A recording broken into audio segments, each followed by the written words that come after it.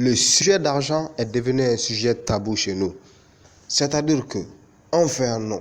An bɛ kuma fɛn bɛɛ kan ekɔlisow la dukɔnɔnaw na fo k'a dan bɔ wariko kuma la.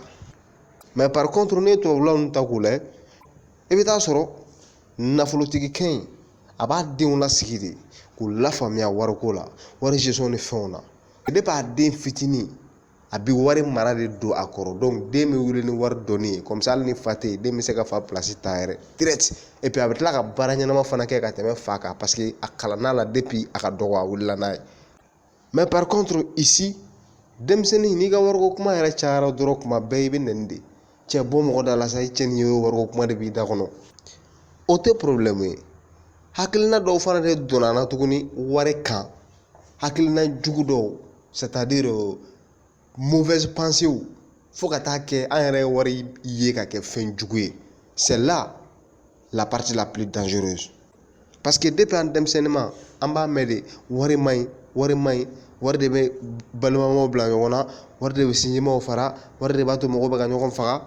Donc ce qui va faire que hali n'i ye denmisɛnnin ɲininka sisan a hakilina k'a essayer k'a dɔn wari kan e bolo wari ka ɲi wa wari man ɲi denmisɛnnin plupart u b'a f'i ye ko wari man ɲi u yɛrɛ t'a dɔn u bɛ k'a fɔ kun mun na mais u b'a fɔ automatiquement parce que o de mɛnna ka fɔ u tulo kɔrɔ. Donc o de kɛra u ka tiɲɛ ye fana u bolo hali n'a y'a sɔrɔ u tɛ kunba dɔn a la. C'est ça qu'on appelle le conditionnement génétique. C'est-à-dire ni i wulila mɔgɔ sugu minnu cɛ la ka vision sugu minnu sɔrɔ u la ka kuma sugu minnu sɔrɔ u da kɔnɔ o de bɛ k'i ka réalité ye ka comportement minnu sɔrɔ u la i b'olu comportement de ta de façon automatique. Donc très généralement ici en Afrique an bɛɛ wulila o wulicogo in de la. Donc on a eu une très mauvaise conception de l'argent. Donc du coup n'an kɔrɔbayara on veut tous devenir riches mais il faut en quelque sorte revenir à la base parce que fo an ka segin ka na de wari mauvaise conception min ma an na an hakili la an ka essayer ka o de falen fɔlɔ sinon ça ne marchera pas. Parce que déjà n'i ye wari ye comme quelque chose de mauvais depuis ye i ka wari sɔrɔli chance i y'a diminuer daminɛ kabi ye parce que a b'i kunna fɛn min tɛ fɛn ɲɛnama ye ka ban e b'i yɛrɛ faga o nɔfɛ tuguni wa. Alors que wari sɔrɔli règle dɔw yɛrɛ don a fɔlɔ ye jumɛn de ye c'est le désir. I ka wari sɔrɔli yɛrɛ désiré fɔlɔ i ka nafolo yɛrɛ sɔrɔli yɛrɛ désiré fɔlɔ a ka kɛ i nin yɛrɛ kan.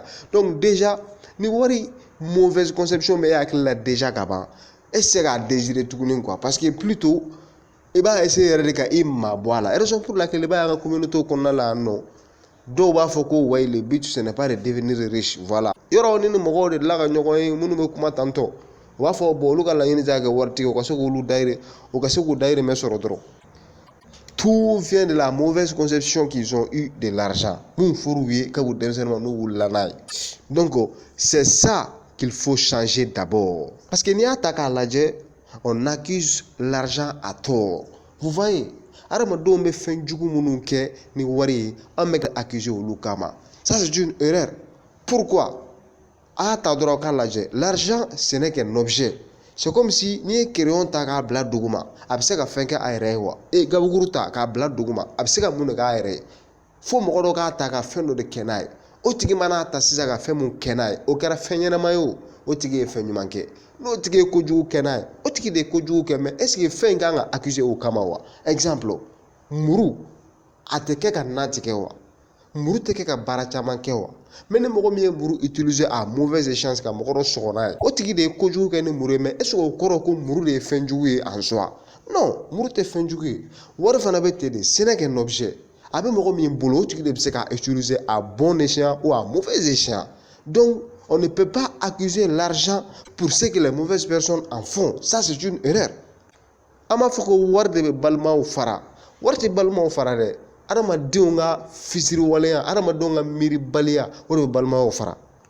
An b'a fɔ ko wari kama zonw bɛ ka mɔgɔw faga o bɛ ka bin mɔgɔw kan o zonw ka miiribaliya n'u ka fugaridenyaw de ye an'u ka baarakɛbaliyaw de ye wari tɛ se ka accuser o kama o parce que wari m'a fɔ mɔgɔ si ye a ye mɔgɔ faga n kama wari m'a fɔ mɔgɔ si ye a ye ne kɛ ka du ci a ye ne kɛ ka balimayaw tiɲɛ a ye n kɛ ka furuw sa non da tɛ wari kunna k'a bɛ kuma bolo tɛ wari la k'a baara kɛ sen t'a la k'a bɛ tagama ka taa yɔrɔ la ka taa tiɲɛni kɛ. Donc an bɛ fɛ dɔrɔn a ka wari ye de comme quelque chose de positif parce que n'i y'a fɔ yɔrɔ o yɔrɔ ko wari man ɲi a bɛ se ka kɛ komi o hakilina mun b'e la i lamɔna o de cɛ la i mɛnna k'o de mɛn o de y'i da o la mɛ n'i y'i miiri dɔn dɔrɔn k'a lajɛ côté opposé la i b'a ye k'a fɔ wari ka ɲi fana n'i ko ko wari ma ɲi ko wari de bɛ ka balimamaw fara yalima wari tɛ ka balimayaw dilan fana wa n'i ko ko wari ma ɲi ko parce que mɔgɔw bɛ ka ɲɔgɔn faga wari kama wari bɛ ka kɛ sababu ye ka mɔgɔw faga wari tɛ ka niw kisi fana wa i t'a dɔn ko wari de bɛ kɛ sababuya ye ka niw kisi fo i banabagatɔ ka se dɔgɔtɔrɔso la k'a sɔrɔ wari t'i kunna donc nin mentalité négative minnu bɛ an kun na wari kan tant que an ma ninnu bila ça sera très très très très difficile. Vous savez que hadamaden i tɛ kɛ fosi ɲɛnama ye k'i to miirina jugu kan f'i ka miirina ɲɛnamaw de ta fɔlɔ pour que i ka se ka kɛ mɔgɔ ɲɛnama ye. Des pensées négatives n'attirent que des choses négatives. Et puis pire encore, souvent on va même jusqu'à ka taa kɛ comme n'a fɔ jinɛ yɛrɛ de kɛlen bɛ ka wari kɛ fɛn cɛjugu ye comme n'a fɔ jinɛ kɛlen bɛ ka waritigiya ye k'a fɔ comme n'a fɔ fɛn cɛjugu jɔn y'o fɔ ye.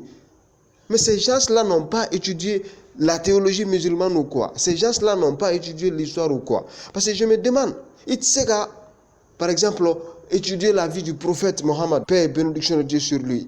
Il sait qu'à étudier quand là, faut tout niquer, ben à faut qu'il y ait des fins de tout ni. Parce qu'il y a des dîners qui restent à un niveau là bi. Qui rend nos familles à voir tout. Au lieu qu'à voir des demain mon quai dîner demain na.